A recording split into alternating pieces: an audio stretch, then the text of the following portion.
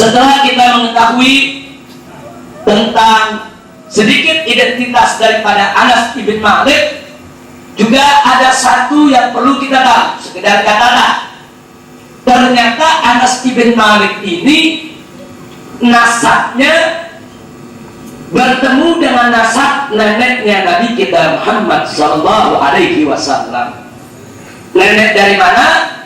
Ibunda daripada Abdul Muttalib. Nah, mari kita lihat sejarah nasabnya. Abdul Muttalib itu punya ibu bernama Salma, sedangkan Anas punya ayah bernama Malik. Nah, Salma ibunya Abdul Muttalib itu punya ayah Amr, sedangkan Malik ayahnya Anas punya ayah Domdom. Nah, selanjutnya Amr punya ayah Zaid, sedangkan Domdom kakek daripada Anas juga punya ayah bernama Zaid. Selanjutnya Zaid kakeknya daripada Abdul Muttalib punya ayah bernama Asad, sedangkan Zaid kakeknya Anas itu punya ayah bernama Haram. Nah, Asad punya ayah bernama Hidash, sedangkan Haram punya ayah bernama Jundab. Nah, Hidash dan Jundab ini adik kakak, dua-duanya adalah anak Amir. Nah, siapa itu Amir? Amir itu putra Ghanim, Ghanim itu putra Adi, Adi itu putra An-Najjar. Ini disebut Bani Najjar, Bimullah An-Najjar. Nah, sedangkan An-Najjar punya ayah Thalabah, Thalabah punya ayah Amr, dan Amr ini adalah anak Khazraj.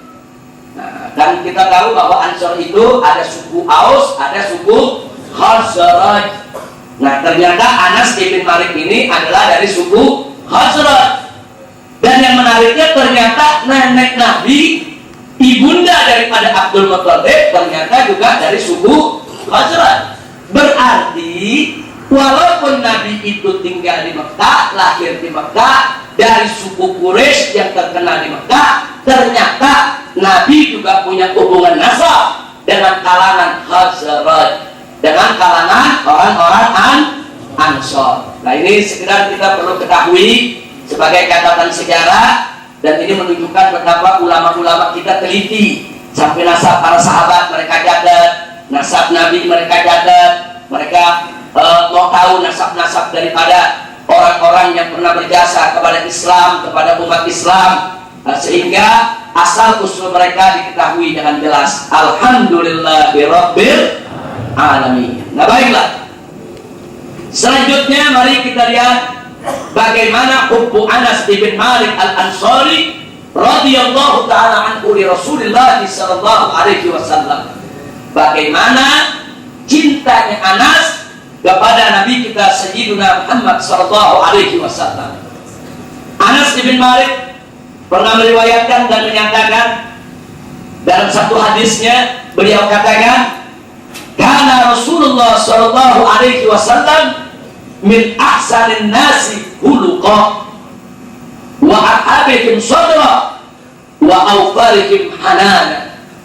Jadi beliau katakan sebagai pelayan Nabi yang tinggal 10 tahun bersama Nabi, sudah dianggap seperti anak sendiri oleh Nabi, dan beliau tahu betul bagaimana perilaku Nabi di dalam rumah yang orang luar tidak tahu, saudara. Nah, beliau memberikan pernyataan bahwa Nabi alaihi salatu wassalam sebaik-baiknya manusia dari segi akhlaknya, dan seluas-luasnya manusia dari segi lapang dadanya.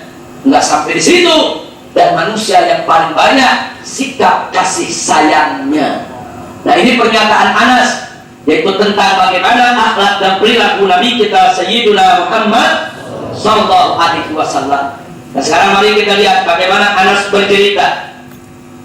Salah satu kejadian, beliau mengatakan, faqad arsalani yauman bihajatin faqaribtu.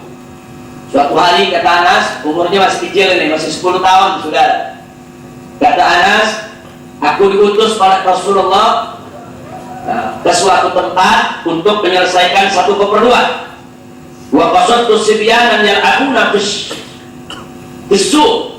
Tapi begitu aku berangkat, aku lihat di jalanan banyak anak-anak kawan-kawanku sedang bermain. Akhirnya yang semula dia mau menuju tempat di mana Nabi suruh, karena ketemu teman-temannya lagi main, anak umur 10 tahun, saudara, nggak boleh lihat teman main, mau kumpul. Akhirnya dia kumpul sama teman-temannya dia main. Nah ternyata begitu baru saja dia main, saudara, kata Anas, aku kumpul dengan mereka di al-abamahum walat ilama amara dibihi. Nah begitu main, nah, dia nggak jalan ke tempat di mana Nabi menugaskannya. Fala masirtu ilaihim. Tapi baru saja aku mau ikut main ini bersama kawan-kawan tadi. Tahu-tahu apa yang terjadi, saudara? Sya'artu bi insanin yaqifu khalfi wa yaqudu bi thawbi. Lalu aku main, waktu aku rasakan di belakangku kayak ada orang berdiri pegang aku punya baju. Ayo, mau kemana kau? Begitu aku tengok, kata Anas bin Malik, fatafatu fa idza Rasulullah sallallahu alaihi wasallam ya batasimu wa yaqulu. Ternyata begitu aku nengok, Nabi alaihi salatu wasallam yang pegang aku punya baju sambil tersenyum. Jadi Nabi nggak marah, senyum. Bukan kayak orang sekarang menjitak lagi, saudara. Ini disuruh ke pasar kok main. Enggak, Nabi pegang, Nabi senyum. Ini anak-anak memang mau main, dididik oleh Nabi dengan senyumnya, saudara. Kemudian apa kata Nabi? Ya Unes, ada hatta itu amar kuda. Apa kamu sudah pergi ke tempat yang aku suruh? Nah kemudian siapa namanya, Anas senyum, kata Anas, sekarang aku pergi ya Rasulullah. Langsung dia berangkat ke tempat tujuannya, saudara. Nah disinilah Anas mengatakan, wallahi, demi Allah, laqad khadantuhu asra sinin, aku telah melayani Nabi selama 10 tahun. Fama qala li syai'in sana'tu, tidak pernah Nabi mengatakan terhadap sesuatu yang aku perbuat, 5 tahun, kenapa kamu lakukan ini? Dan Nabi juga tidak pernah mengatakan sesuatu yang aku tinggalkan 5 tahun, kenapa kau tidak kerjakan ini? Jadi Anas bin Malik, 10 tahun aku melayani Nabi, tidak pernah Nabi membentakku, tidak pernah Nabi menghardikku, tidak pernah Nabi memarahiku. Bahkan kalau aku meninggalkan satu pekerjaan yang disuruh, tidak pernah Nabi mengatakan, kenapa kamu tinggalkan ini? Kenapa kamu tidak kerjakan ini? Tidak. Nabi menegurnya dengan cara yang santun, dengan cara yang ramah. Dan ini membuat Anas bin Malik radhiyallahu ta'ala anhu semakin mencintai nabinya alaihi salatu wassalam. Alhamdulillah. Nah kemudian beliau juga mengingatkan, di mana Nabi pernah berwasiat kepada beliau. Nabi mengatakan, ya bunayya, in qadarta an tusbihu wa tumsiya wa laysa fi qalbika khistun bi ahadin fa'al.